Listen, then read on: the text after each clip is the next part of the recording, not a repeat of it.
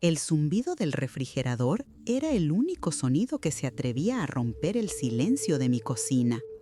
Un silencio que antes era impensable cuando Joaquín estaba vivo. Ahora, a mis 69 años, mis días se arrastraban entre los recuerdos y el anhelo de una presencia que ya no estaba. Mi casita, en el corazón de un barrio tradicional de Puebla, se sentía inmensa y vacía. Una jaula dorada que me oprimía más que me protegía. Fue en ese silencio, con el aroma de mis antiguos guisos apenas asomándose en mi memoria olfativa, cuando el golpe de la puerta de entrada me sacó de mi letargo. Eran Sofía, mi única hija, y Ricardo, su marido, mi yerno. Venían por enésima vez a hablar de la situación. Mi corazón se apretó. Sofía, mi muchachita, llevaba el peso del mundo en los hombros. Sus ojos, antes chispeantes como los míos en mi juventud, ahora tenían ojeras profundas que no disimulaba ni con el mejor maquillaje.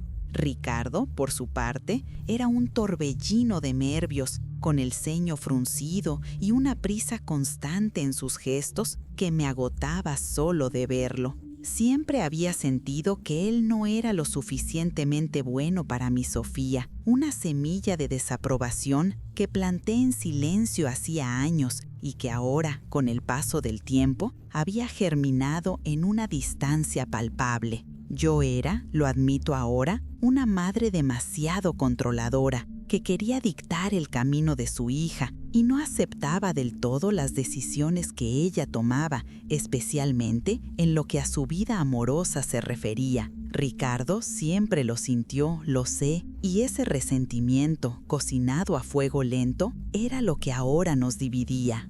Estaba en la cocina preparando una jarra de agua de Jamaica para recibirlos, cuando escuché la voz de Ricardo, fuerte y sin filtro, desde el pequeño recibidor que daba a la sala. «Vieja, cocina rápido para nosotros. Miguel está con hambre y no tenemos todo el día para tus contemplaciones». La palabra vieja me atravesó como un cuchillo, no por la edad en sí, que asumía con dignidad, sino por el tono, por el desprecio implícito. Mi Miguelito, mi nieto menor, estaba enfermo, eso lo sabía, pero no comprendía la magnitud. 6 años, tan pequeño, y ya cargaba con una dolencia que le robaba la vitalidad. Sofía siempre evitaba darme detalles, escudándose en que yo me preocuparía demasiado. Quizás tenía razón, yo siempre había sido un manojo de nervios, pero la falta de comunicación nos había creado una brecha, una especie de abismo emocional que ahora era casi imposible de cruzar. El silencio de Sofía tras la exclamación de Ricardo, la falta de una reprimenda, me dolió más que la frase misma. Era como si mi hija, mi propia sangre, aceptara esa falta de respeto hacia su madre. En ese momento sentí un chispazo de algo que no era solo dolor o enojo, era una chispa de rebeldía, de una dignidad que creía perdida. Mis manos, ya un poco temblorosas por la edad, apretaron la jarra con una fuerza inesperada.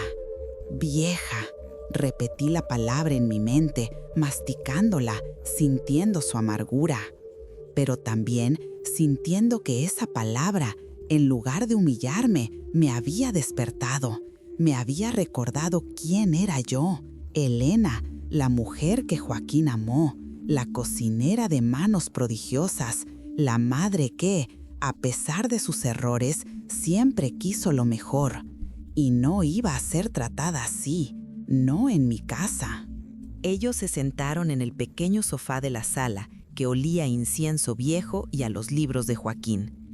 Le serví el agua de Jamaica, intentando mantener la compostura, la mirada fija en el fondo de las jícaras para no encontrarme con sus ojos. Sofía intentó suavizar el ambiente. «Mamá, Ricardo solo está preocupado por Miguelito, ya sabes cómo se pone». Su voz era un hilo, una súplica para que yo no reaccionara, para que mantuviera la paz. pero la paz en ese momento se sentía como una rendición. Ricardo carraspeó, incómodo. «Sí, doña Elena, es que el tiempo apremia. Lo de Miguel», empezó a decir, pero yo lo interrumpí con una voz que no sabía que aún poseía, firme, aunque con un ligero temblor. «Ya sé lo de Miguel, pero una cosa es la preocupación y otra la falta de respeto». Mis palabras resonaron en la sala, haciendo eco en el silencio que se había formado. Ricardo me miró, sorprendido. Sofía bajó la mirada, avergonzada. Era la primera vez en mucho tiempo que me plantaba de esa manera. Y aunque el corazón me latía desbocado, sentí una punzada de satisfacción. Era el comienzo de algo. Quizás no de una guerra, pero sí de una declaración, de que esta vieja aún tenía voz. El tema principal de su visita, como siempre, era la casa. Mi casa, nuestro hogar, el que Joaquín y yo habíamos construido con tanto amor y sacrificio. Ricardo fue directo al grano, sin rodeos. «Doña Elena, la casa es muy grande para usted sola. Son muchos gastos, mucha manutención. Y con lo de Miguel, la verdad es que necesitamos liquidez». La palabra liquidez me revolvió el estómago. No era mi casa lo que les preocupaba, sino lo que podían sacar de ella. Sofía, como siempre, intentó suavizar la petición de su marido. «Mamá, es que mira los impuestos, el agua, la luz. La casa es vieja, necesita reparaciones que son costosas. ¿No has pensado en venderla y buscar un departamentito más pequeño, más cómodo para ti, sin escaleras, más moderno? Así podrías estar más cerca de nosotros, de los niños». En el fondo, sabía que Sofía estaba sufriendo, dividida entre su lealtad a su marido y el amor hacia mí. Yo siempre la había educado para que fuera una mujer fuerte, pero la veía desdibujarse bajo la presión. Quizás mi propia dureza, mi intransigencia en el pasado, la habían empujado a buscar la complacencia de Ricardo. Mi corazón se partía al ver la desesperación en sus ojos, pero mi mente, mi alma, se negaba a ceder. Esta casa era mi refugio, mi santuario.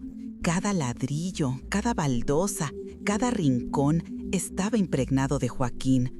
Sus risas, sus abrazos, el olor de su tabaco, los domingos de mole con toda la familia. Venderla era como arrancarme un pedazo de mí misma, el último vestigio tangible de mi vida pasada. Pero también sabía que mi insistencia en aferrarme a ella era, en parte, mi propia falla. Yo había sido demasiado dependiente de Joaquín, dejándole todas las decisiones financieras y administrativas. Después de su partida, me encontré a la deriva, sin saber cómo manejar las riendas de mi propia vida. Esa pasividad, esa falta de preparación era mi culpa. Y ahora estaba pagando el precio. No tenía la seguridad económica para mantener la casa, y ellos lo sabían, pero mi orgullo me impedía reconocerlo en voz alta. Me había escondido detrás de la memoria de Joaquín, usándola como escudo, en lugar de enfrentarme a la realidad. La conversación se prolongó por lo que parecieron horas, un vaivén de argumentos y contraargumentos que no llegaban a ningún lado. Ricardo insistía en la necesidad urgente de dinero, en la costosa medicina de Miguelito, en los tratamientos que no podían costear. Sofía me miraba con ojos implorantes, intentando apelar a mi sentido de responsabilidad familiar. Yo me aferraba a la sentimentalidad, a la memoria de Joaquín, a la promesa que le había hecho de que nunca dejaría esta casa. En el fondo, también sentía un resentimiento hacia Ricardo por haberme puesto en esta situación, por no ser capaz de proveer para su familia sin tener que recurrir a la venta de mi hogar. Era una mezcla compleja de emociones, amor por mi nieto, tristeza por Sofía, enojo hacia Ricardo y una punzada de culpa por mis propias fallas. Al final, agotados y sin llegar a un acuerdo, se despidieron. Ricardo con un gruñido apenas audible y Sofía con un abrazo apretado y silencioso que sabía a disculpa. Después de que se fueron, me quedé de pie en la sala, con el eco de sus voces aún flotando en el aire. La jarra de Jamaica, apenas tocada, descansaba sobre la mesa de centro. Mi casa, antes un refugio, ahora se sentía como un campo de batalla. Pero en medio de ese caos emocional, aquella chispa de rebeldía que había sentido al oír a Ricardo aún ardía. Era pequeña, apenas un rescoldo, pero estaba ahí.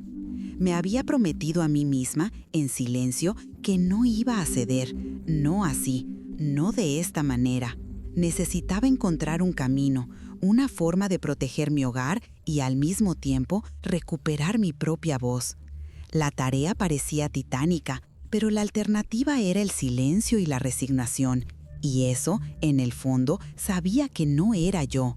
Al final, terminé la noche en vela, pensando en cómo sería el día de mañana, en cómo iba a enfrentar lo que se venía, y en qué demonios haría para conseguir el dinero que me permitiría mantener mi casa y mi dignidad. La incertidumbre era un monstruo que me devoraba por dentro, pero por primera vez en mucho tiempo sentí que la lucha no era solo por un techo, sino por mí misma. El sol de la mañana se filtraba por las cortinas de mi habitación, pintando franjas doradas sobre el piso de mosaico. No había dormido bien. La conversación con Sofía y Ricardo, como era de esperarse, había dejado un regusto amargo y una ansiedad persistente. La palabra liquidez seguía resonando en mi cabeza, una espada de Damocles suspendida sobre mi hogar. Me levanté con pesadez, mis rodillas crujiendo con cada paso. La casa, que una vez fue el epicentro de risas y bullicio, ahora amplificaba cada sonido, cada crujido de la madera, cada suspiro que escapaba de mis labios. El café caliente, aromático y reconfortante fue mi único consuelo mientras me sentaba en el pequeño patio interior, observando las macetas de geranios que Joaquín cuidaba con tanto esmero. Él siempre decía que las flores eran el alma de la casa, y ahora, al verlas, sentía su ausencia de una forma más aguda. La presión por la casa no era nueva. Desde que Joaquín se fue hace 4 años, Ricardo y Sofía habían tocado el tema de venderla en varias ocasiones. Al principio, sus sugerencias eran veladas, disfraces de preocupación por mi soledad o por la dificultad de mantener un inmueble tan grande. Pero con el tiempo, y a medida que la salud de Miguelito empeoraba y la situación económica de Ricardo se volvía más precaria, sus peticiones se habían vuelto más insistentes, más urgentes. Yo, por mi parte, siempre me había negado, escudándome en el valor sentimental. «Esta casa es mi vida», les decía, «aquí está el alma de su padre». Y era cierto, en parte, pero también era mi inercia, mi miedo a lo desconocido, mi renuencia a enfrentar la realidad de que, sola, no tenía los medios para mantenerla a largo plazo. Joaquín, siempre tan protector, había manejado todas las finanzas. Yo solo me ocupaba de la casa, de la comida, de los nietos. Nunca me preocupé por las facturas, por los impuestos, por los trámites bancarios. Y ahora, esa laguna en mi experiencia se convertía en una vulnerabilidad que Ricardo no dudaba en explotar. Recordaba con dolor la época en que Ricardo estaba buscando trabajo.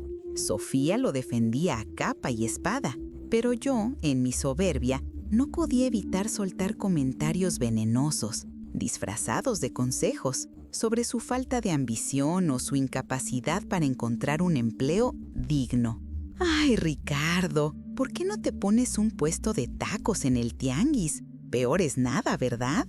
Lo decía con una sonrisa que intentaba ser amable, pero que en el fondo ocultaba un juicio. Lo veía en sus ojos, el dolor, la humillación, la rabia contenida. Sofía me regañaba después, en privado, pero yo desestimaba sus palabras, convencida de que solo quería lo mejor para ellos. Esa era mi falla, una de las más grandes, mi tendencia a controlar, a criticar, a creer que siempre sabía lo que era mejor para los demás, especialmente para mi hija.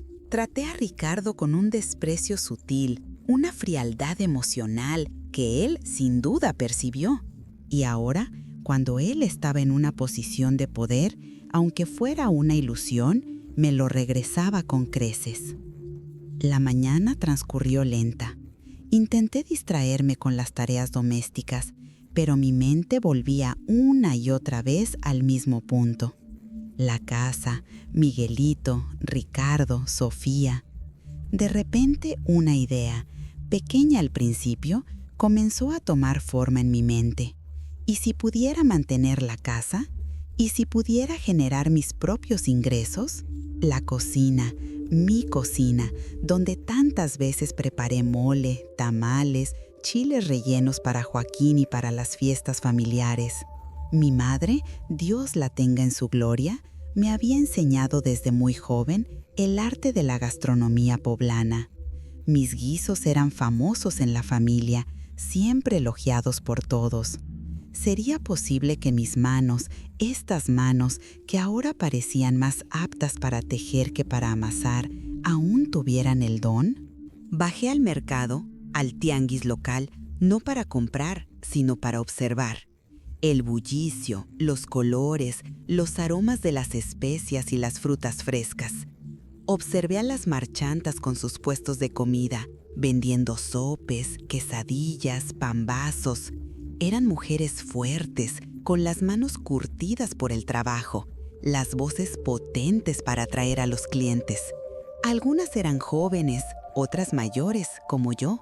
Sus rostros reflejaban el cansancio, pero también una determinación inquebrantable. Me sentí como una extraña en mi propia tierra, una espectadora de un mundo que siempre había estado ahí, pero que yo nunca había tenido la necesidad de explorar a fondo. Regresé a casa con una mezcla de miedo y emoción. Miedo al fracaso, a la humillación. Emoción ante la posibilidad de recuperar un propósito, de demostrarme a mí misma y a ellos que aún era capaz. La idea era simple, en teoría, cocinar para vender.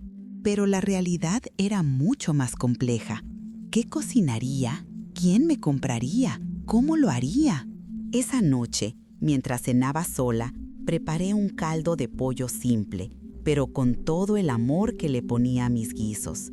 Sentí el calor de las especias, el aroma del cilantro fresco, y recordé a mi madre, de pie junto al fogón, contándome historias mientras me enseñaba los secretos de cada platillo.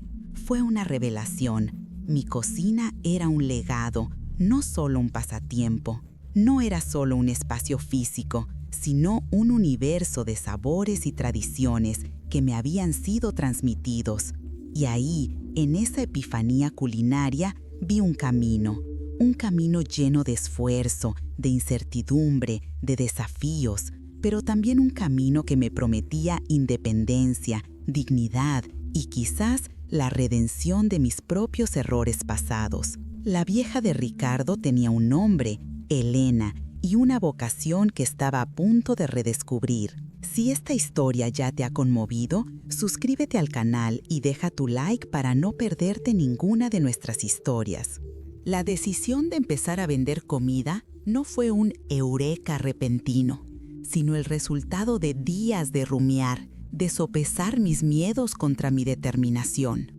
Lo primero que hice fue ir a ver a doña Chela, mi vecina de toda la vida. Una mujer de unos 70 años, con la piel curtida por el sol y la sabiduría que solo la vida en el barrio te da. Ella siempre había vendido atoles y tamales en la esquina de la cuadra, una presencia constante en la vida de la vecindad. Fui a visitarla bajo el pretexto de pedirle una receta, pero en el fondo buscaba su consejo, su experiencia. La encontré, como siempre, sentada en su banquito afuera de su casa pelando chiles para su guiso. Sus manos ágiles, sus ojos vivaces, eran un contraste con la lentitud que sentía en mis propios movimientos. «Ay, mi Chela», le dije, intentando sonar casual. «Aquí molestando. Es que ando pensando en hacer unos sopes. pero no me acuerdo bien de la masa para que quede perfecta. Ella me miró con una sonrisa socarrona, como si me leyera el pensamiento. Elena, Elena, a tu edad, ¿a quién quieres engañar? Tú, que le podrías dar clases a cualquiera de nosotras pidiéndome la receta de los sopes. Suelta la sopa, mujer, ¿qué te trae por aquí? Me reí, un poco avergonzada pero aliviada de que me hubiera descubierto. Le conté a grandes rasgos la situación con Sofía y Ricardo, la presión por la casa, mi necesidad de generar ingresos. No le revelé la humillación de Ricardo, solo la urgencia. Doña Chela me escuchó con atención, asintiendo de vez en cuando, sus ojos fijos en mí. Cuando terminé, se enderezó, apoyando sus manos en sus rodillas. Mira, mi Elena, la cocina es noble, pero también es ingrata. No es fácil, y menos si nunca lo has hecho por necesidad. La gente es mañosa, y el dinero no crece en los árboles. Pero si tienes las ganas, el arte y la sazón, pues se puede. Pero no creas que es cosa de un día para otro.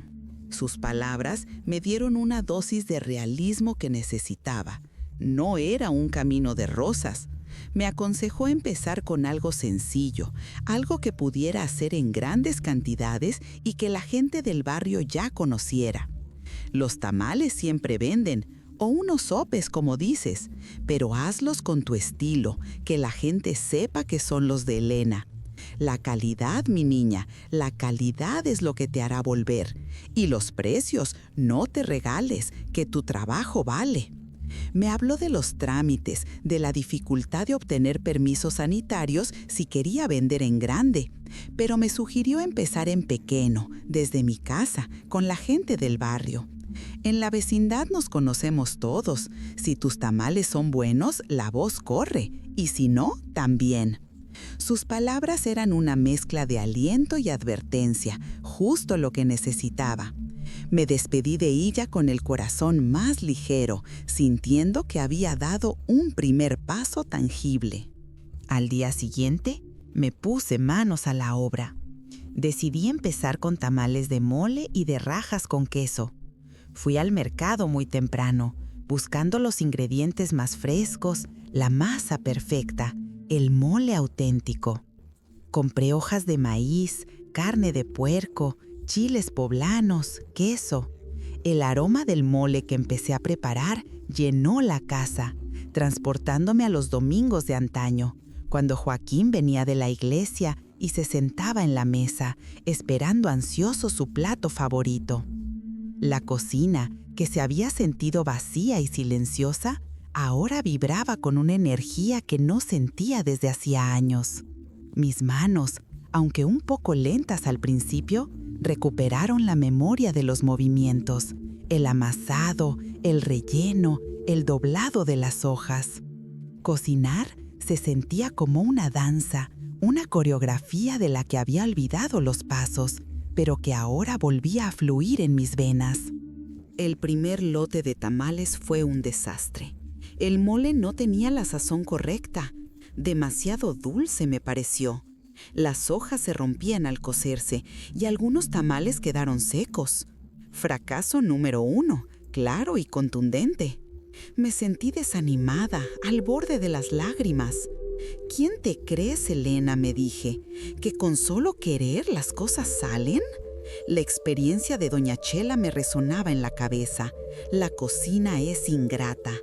Quise tirar todo a la basura, pero recordé la cara de Ricardo, su desprecio. Recordé la mirada cansada de Sofía. Y la chispa de rebeldía, aunque pequeña, volvió a encenderse. Me tomé un respiro, un vaso de agua fresca y empecé de nuevo. Ajusté la receta del mole, lo probé una y otra vez hasta que el sabor me pareció perfecto, equilibrado entre el dulzor del chocolate y el picor de los chiles. Fui más cuidadosa al remojar las hojas, más paciente al armar cada tamal. Esta vez el resultado fue mucho mejor. Los tamales se veían esponjosos y jugosos, el aroma era embriagador. Decidí probar suerte al día siguiente. No tenía un puesto ni letrero. Simplemente los puse en una canasta cubierta con un mantel bordado por mi madre y salí a la puerta de mi casa. Los primeros clientes, si es que se les podía llamar así, fueron algunos vecinos que pasaban por curiosidad. Doña Clemen, la de enfrente, se acercó con una sonrisa. ¡Ay, Elena! Ahora te pusiste a vender tamales. ¡Qué milagro! Le di uno a probar. ¡Híjole, Elena! Estos sí que están buenos, como los de antes, como los de tu mamá. Dame 3 de mole y 2 de rajas. Su aprobación fue un bálsamo para mi alma. Pero después de ella, el flujo de clientes se detuvo. Las horas pasaron lentamente. El sol comenzó a calentar y el vapor de los tamales empezó a decaer. Fracaso número 2. Las ventas fueron mínimas. Apenas vendí una docena de tamales de los 50 que había preparado. Me quedé con un montón de tamales, con la desilusión clavada en el pecho. Mis pies dolían de estar de pie tanto tiempo. Mi espalda me punzaba. La realidad golpeó duro. No era tan fácil como parecía. Entré a casa, sintiéndome pequeña y abatida. Esto no va a funcionar, me dije. Es una locura. Dejé la canasta en la mesa de la cocina y me senté, agotada.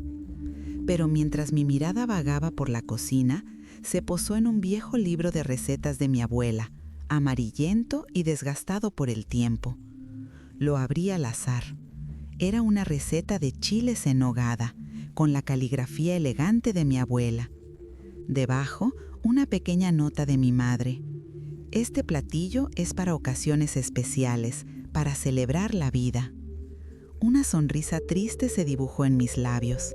Quizás no se trataba solo de vender tamales, sino de vender un pedazo de mi historia, de mi legado familiar. Y quizás mi fracaso no era un fin, sino un aprendizaje. Necesitaba más que solo buena comida.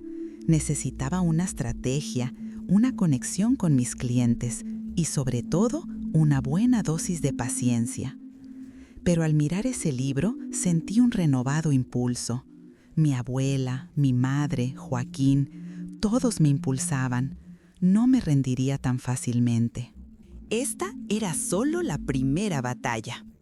El fracaso de mi primera incursión como vendedora de tamales, aunque doloroso, me sirvió de lección. Doña Chela tenía razón. La cocina es ingrata si no le pones astucia.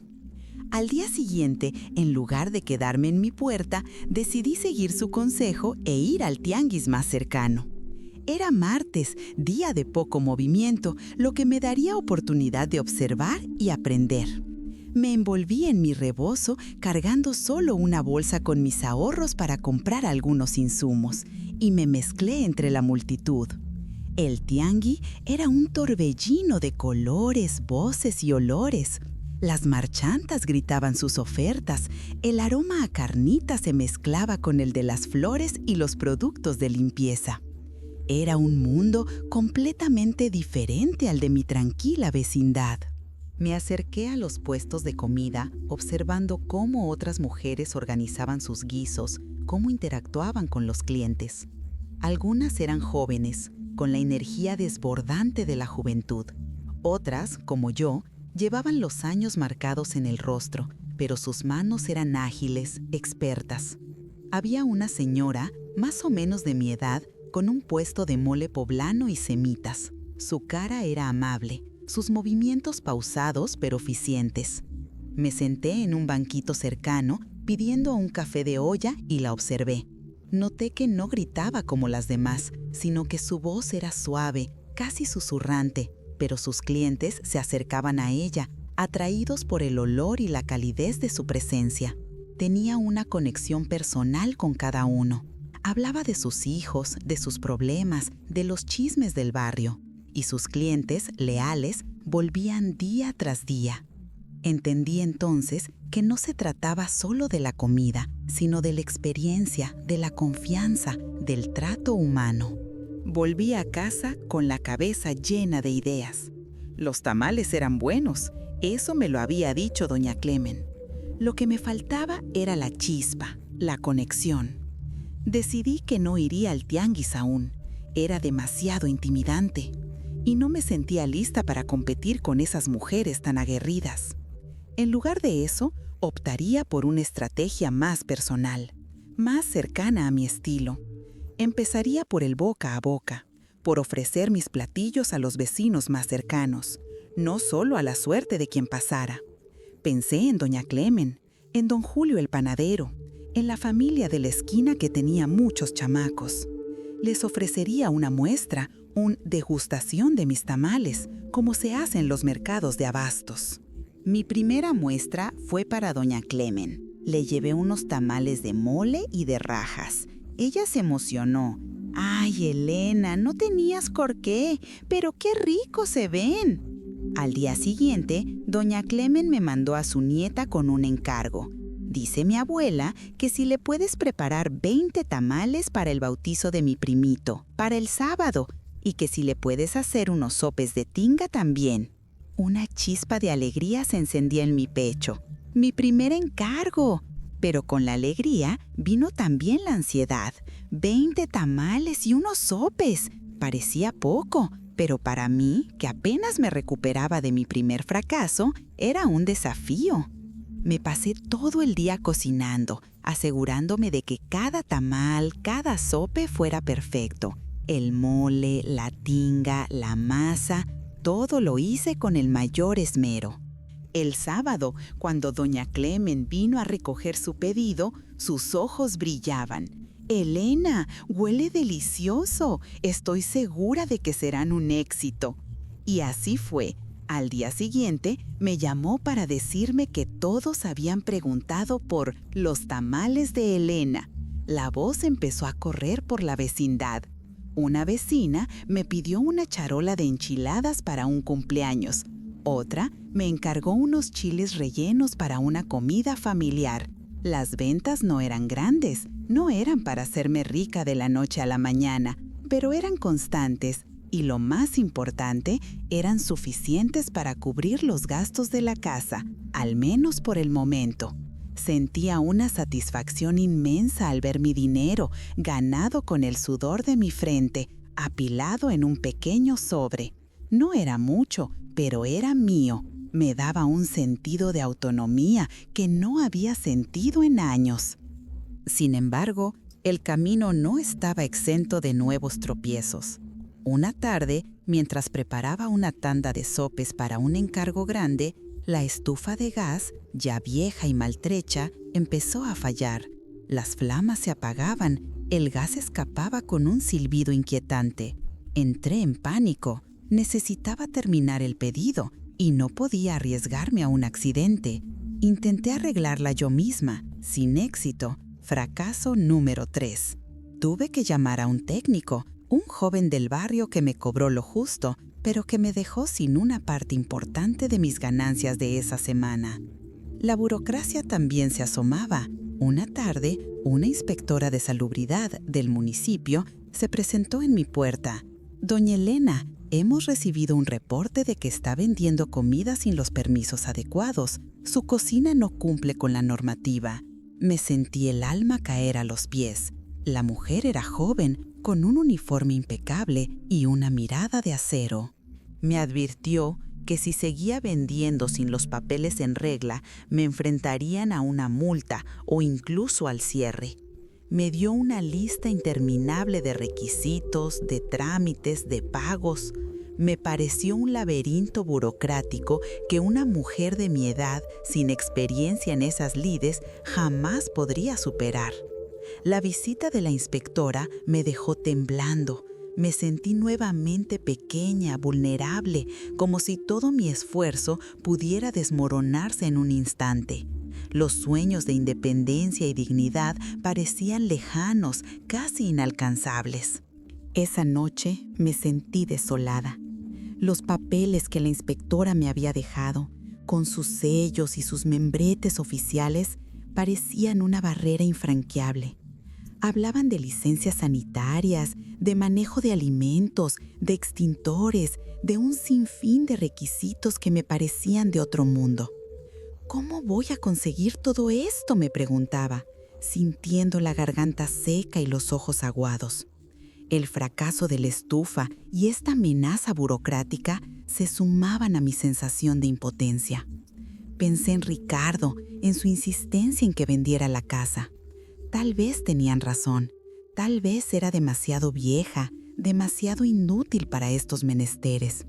Mi cocina, que había empezado a ser mi refugio y mi esperanza, ahora parecía un campo minado. Al día siguiente, con la moral por los suelos, fui a ver a doña Chela. Ella me recibió con su habitual pragmatismo. Ay, mi Elena, así es el gobierno. Si no es uno, es otro que te quiere sacar la mordida. Pero no te agüites, hay formas. Me explicó que había ONGs y grupos de apoyo para mujeres emprendedoras que podían ayudarme con los trámites. Me dio el nombre de un centro comunitario donde ofrecían asesoría gratuita. Ellos te pueden guiar, mi niña, y si no, pues se le busca por otro lado. La calle enseña mucho, pero también la solidaridad del barrio. Sus palabras me dieron un atisbo de esperanza.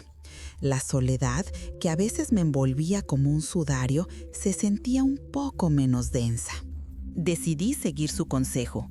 Fui al centro comunitario, un edificio modesto en una colonia cercana. Me atendió una joven abogada, de nombre Isabel, con una paciencia infinita. Me explicó los pasos a seguir, los documentos que necesitaba, los costos asociados.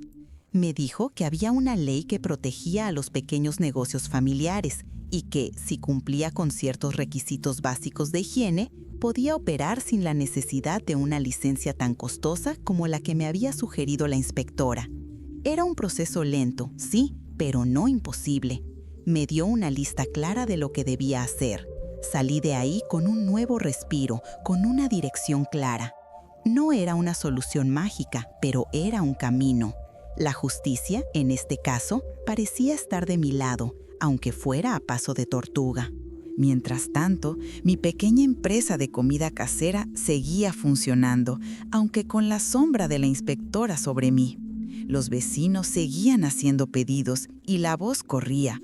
Incluso algunos clientes de colonias aledañas empezaron a llamarme, atraídos por la fama de mi mole. No ganaba una fortuna, pero lo suficiente para cubrir los gastos de la casa, mis propias necesidades y empezar a ahorrar para los trámites. La cocina se había convertido en mi santuario, mi lugar de trabajo, mi terapia. El aroma de las especias, el burbujeo de las salsas, el sonido del molcajete, todo me llenaba de una energía que hacía años no sentía. Pero no todo era trabajo. También me dedicaba a mis macetas, a leer los libros de Joaquín, a escuchar boleros viejos en la radio. Había encontrado un equilibrio, una rutina que me daba paz. Un día, mientras estaba en el tianguis comprando chiles secos, vi a Sofía con Miguelito. Estaban sentados en un puesto de antojitos, comiendo unas quesadillas. Miguelito se veía pálido, más delgado de lo que recordaba, y su tos era persistente. Sofía intentaba animarlo, pero sus ojos reflejaban una profunda tristeza. Me escondí detrás de un puesto de frutas, observándolos. Ricardo no estaba con ellos. Escuché a Sofía hablando con la vendedora, su voz un hilo. Es que las medicinas están por las nubes, doña Lupe, y Ricardo no ha podido conseguir un trabajo fijo. Lo de Miguelito nos está consumiendo. Mi corazón se apretó. Entendí en ese momento la verdadera magnitud de su desesperación. No era solo por la casa, era por su hijo, por su propia supervivencia. Y Ricardo, aunque siempre lo había juzgado con dureza, ahora lo veía bajo una nueva luz. Un hombre desesperado, luchando por su familia, cometiendo errores, sí, pero con un amor profundo por su hijo. Sentí una punzada de culpa por mi juicio, por mi frialdad, por mis comentarios hirientes. Mis propias fallas se alzaban ante mí, recordándome que no era una víctima perfecta, sino una participante activa en la distancia que nos había separado. La enfermedad de Miguelito era un fantasma que flotaba entre nosotros. Y yo, en mi ensimismamiento, apenas me había dignado a verlo con la compasión que merecía. La revelación de la desesperación de Sofía y Ricardo al verlos en el tianguis me dejó un nudo en el estómago. La imagen de Miguelito, tan frágil, tan pálido, se grabó en mi mente. Esa noche, por primera vez en mucho tiempo, no pude concentrarme en mis guisos. La culpa, ese sentimiento tan amargo, me carcomía. Había sido tan fácil juzgar a Ricardo, tan sencillo culparlos por querer mi casa. Pero ver su sufrimiento de cerca, aunque fuera por un instante, me abrió los ojos a una realidad más compleja. Ellos no eran villanos, eran personas asfixiadas por la adversidad. Y yo, con mis propias faltas, había contribuido a esa brecha emocional que ahora nos separaba. Decidí que era hora de actuar, pero no de la forma en que ellos esperaban. Mi cocina, mi trabajo, se había convertido en mi armadura, en mi voz, y ahora esa voz debía usarse para tender puentes, no para construir muros. Pasé los siguientes días enfocada en mis pedidos, pero con una nueva perspectiva. Cada tamal que envolvía, cada chile que rellenaba, lo hacía con la esperanza de que, de alguna manera, mi trabajo pudiera servir no solo para mantener mi casa, sino para ayudar a mi familia. Ahorraba cada peso con un propósito, más allá de los trámites. Las semanas pasaron. Mis clientes crecieron, no de forma explosiva, pero sí constante. Había logrado un pequeño nicho, la comida casera auténtica, con el sabor de las recetas de la abuela Elena. Incluso tuve que pedirle a una de las hijas de doña Chela, la Gloria, que me ayudara unas horas al día con las entregas y la preparación. Ella, una muchacha trabajadora que siempre andaba buscando un extra, aceptó con gusto. La presencia de Gloria en la cocina, con su juventud y su energía, le dio un nuevo aire a la casa. Conversábamos mientras cocinábamos y ella me contaba de su vida, de sus sueños. Me recordaba a Sofía cuando era joven, antes de que el mundo la abrumara. Un día recibí una llamada inesperada de Sofía. Su voz sonaba aún más quebrada de lo usual.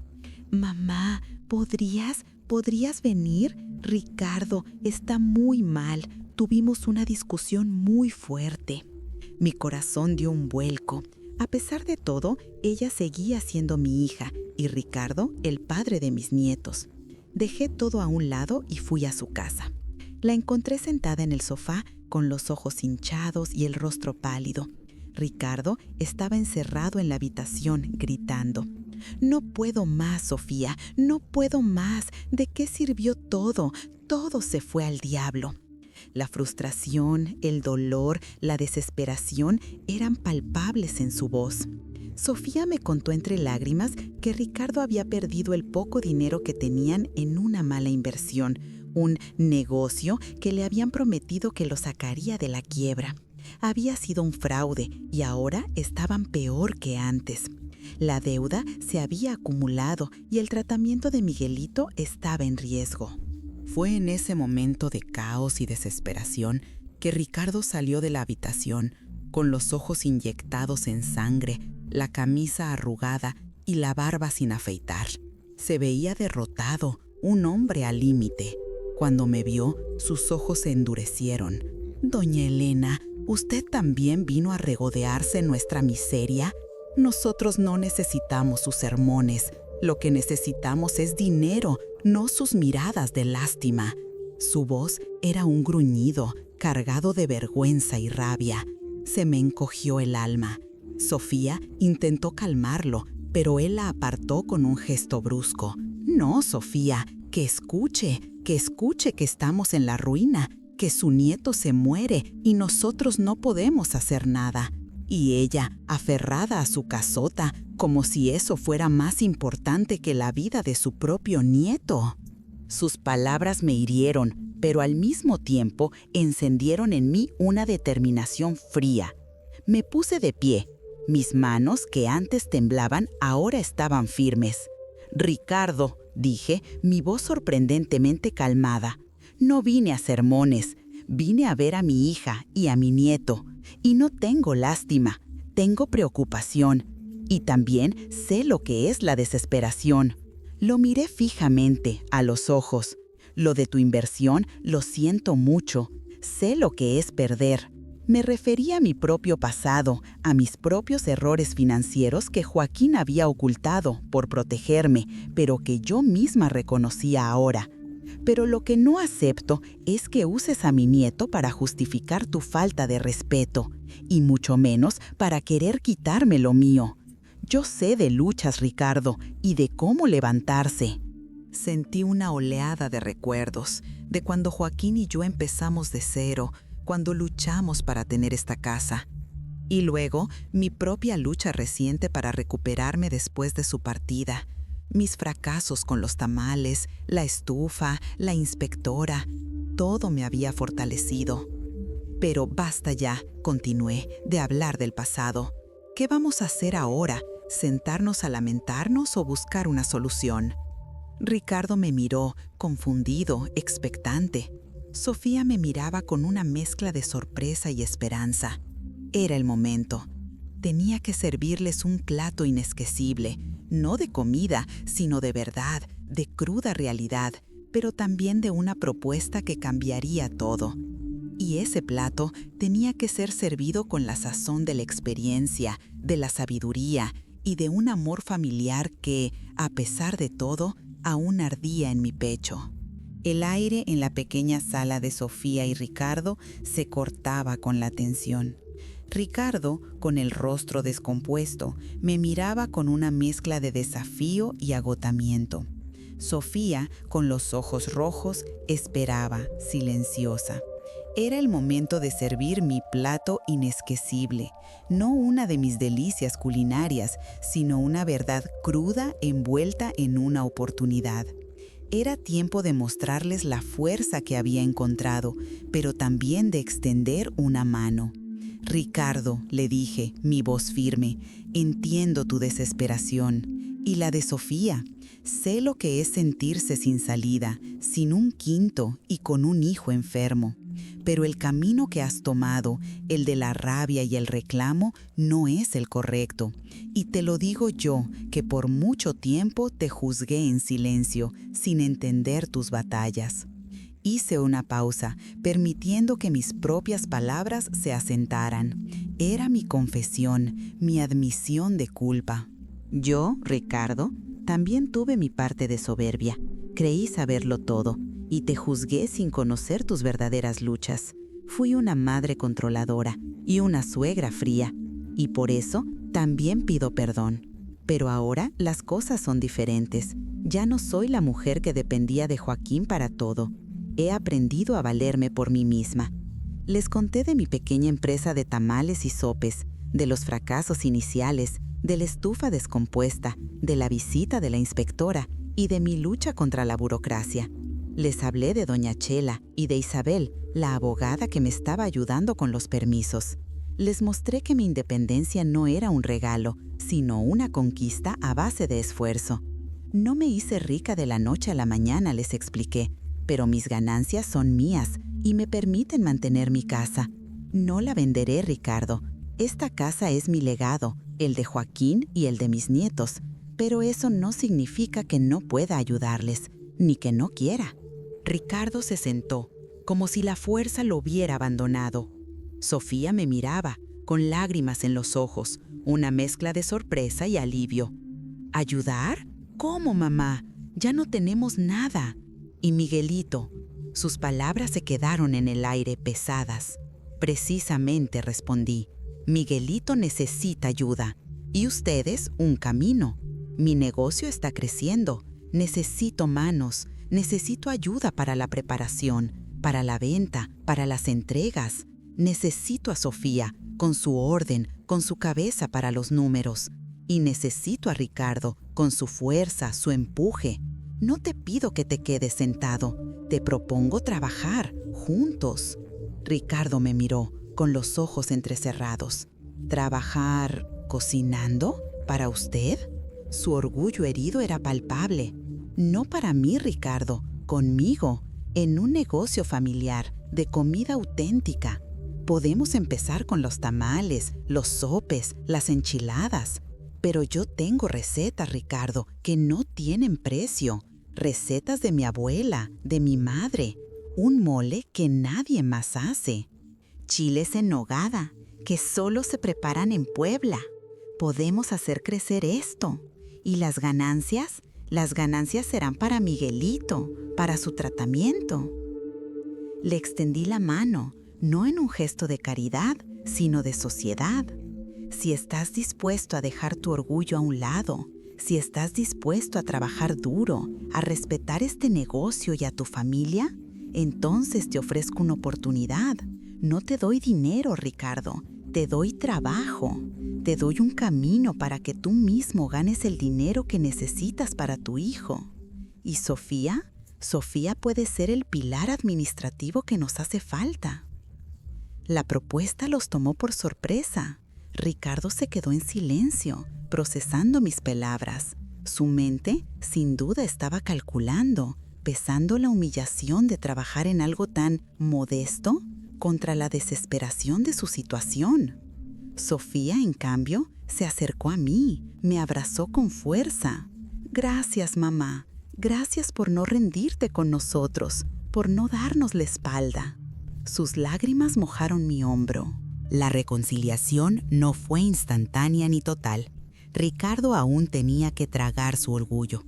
Pero esa noche, mientras los tres cenábamos un humilde plato de frijoles con queso que Sofía había preparado, el ambiente era diferente. La rabia había cedido a una tensión expectante.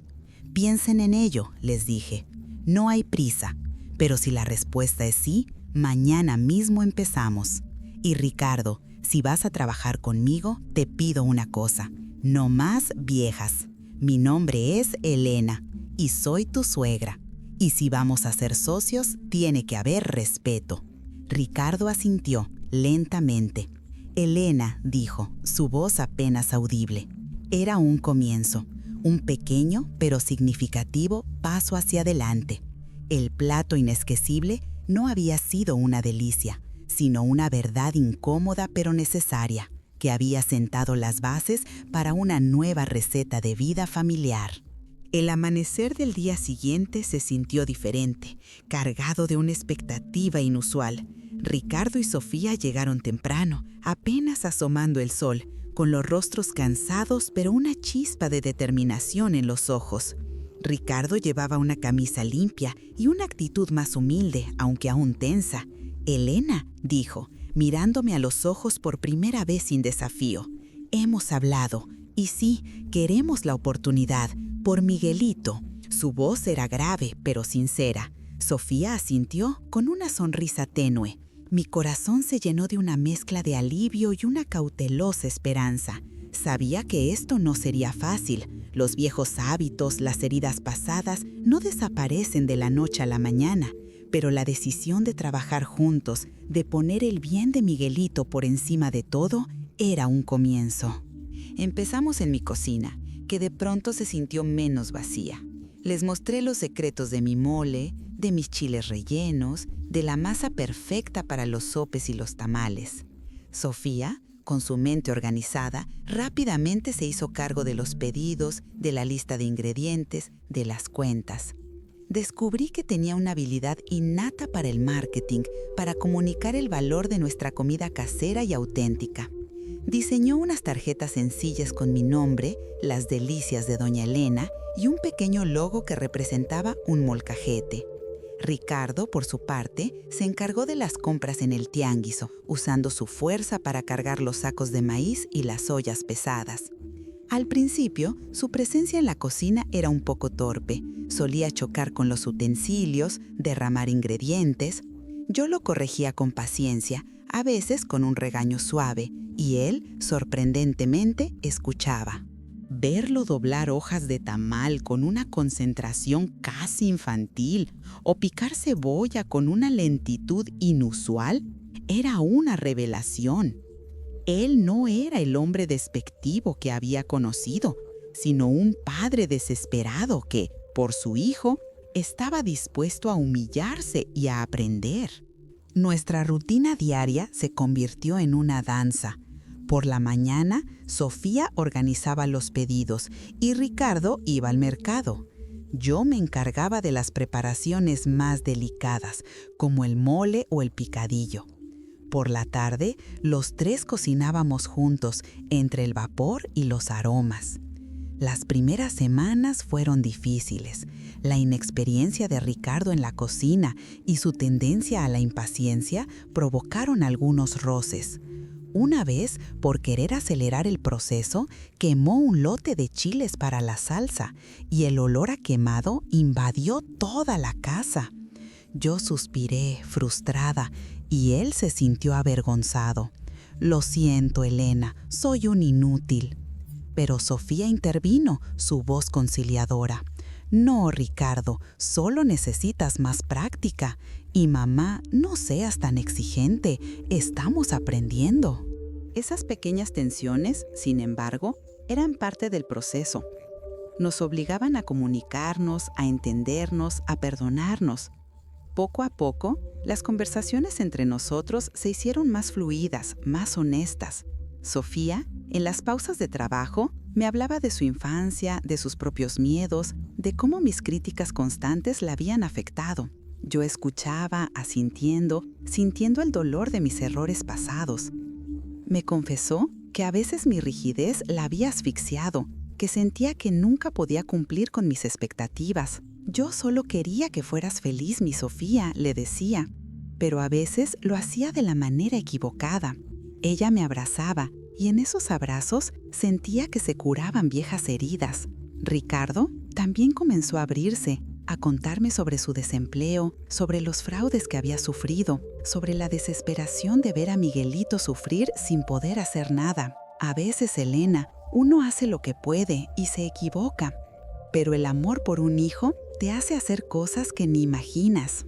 Empecé a verlo no como un yerno inútil, sino como un ser humano complejo, con sus propias fallas, pero también con una gran capacidad de amor y sacrificio. Mientras tanto, el centro comunitario me había ayudado a llenar los formularios para obtener un permiso de venta de alimentos a pequeña escala. Fue un proceso tedioso, lleno de papeles y visitas, pero con la ayuda de Sofía, que se encargó de la organización, y de Ricardo, que hizo fila en las oficinas del municipio, logramos obtenerlo. No era una licencia grande, pero nos daba la tranquilidad de poder operar sin el temor de otra visita de la inspectora. Era una victoria pequeña pero significativa, que demostraba que el esfuerzo conjunto podía derribar muros. El negocio de Las Delicias de Doña Elena comenzó a florecer. No nos hicimos ricos, ni mucho menos, pero los pedidos aumentaron, los clientes se multiplicaron. Los aromas de mi cocina se expandieron por el barrio y la gente venía a buscar no solo la comida, sino también la calidez de nuestra atención. Miguelito, aunque seguía enfermo, parecía un poco más animado al ver a sus padres y a su abuela trabajando juntos, unidos por un propósito. La casa, mi santuario, se había transformado en el corazón de nuestra nueva vida. Ya no era un espacio de silencio y soledad, sino un crisol de risas, de trabajo y de reconciliación. El aire en mi cocina estaba saturado con el aroma reconfortante del mole, un olor que ahora, más que nunca, representaba la vida misma. Habían pasado casi 8 meses desde aquel día en que Ricardo me llamó vieja y el mundo pareció desmoronarse. 8 meses de trabajo arduo, de fracasos y pequeños triunfos, de conversaciones difíciles y de silencios sanadores. Miguelito, mi nieto, mostraba una leve pero innegable mejoría. Su tratamiento era largo y costoso y el camino aún se antojaba incierto, pero la luz en sus ojos, el leve aumento de peso y la disminución de su tos nos daban una esperanza renovada. Las ganancias de Las Delicias de Doña Elena no eran